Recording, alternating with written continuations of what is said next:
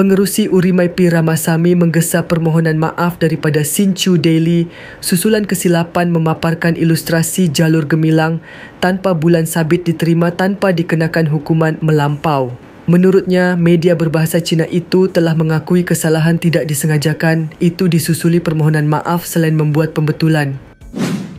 Sekiranya kesilapan itu tidak disengajakan, kita harus melangkah ke depan dengan menerima permohonan maaf dengan niat baik berkenaan. Tiada manfaat mengambil tindakan melampau yang boleh menjejaskan kebebasan media atau mengganggu ekosistem media secara tidak perlu, katanya dalam kenyataan. Sinchu Daily dalam muka depannya kemarin menyiarkan ilustrasi jalur gemilang tanpa bulan sabit dan telah memohon maaf di atas kesilapan itu. Ramasamy berkata dalam kes Kwong It Po yang menyiarkan imej itu di Facebooknya kemarin, kelihatan lambang anak bulan masih ada tetapi dilindungi oleh imej lain.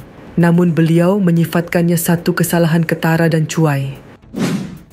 Beliau berkata sukar mempercayai dua akhbar sudah lama bertapak dan berwibawa itu akan sengaja mengetepikan simbol sepenting itu dan kekecewaan yang di Pertuan Agong Sultan Ibrahim adalah difahami.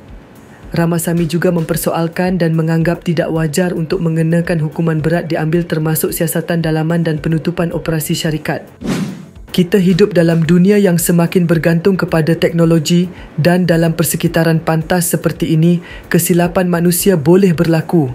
Paling penting bagaimana kesilapan itu ditangani. Dalam kes ini kesilapan telah diakui, permohonan maaf dibuat dan langkah pembetulan sudah dibuat, katanya.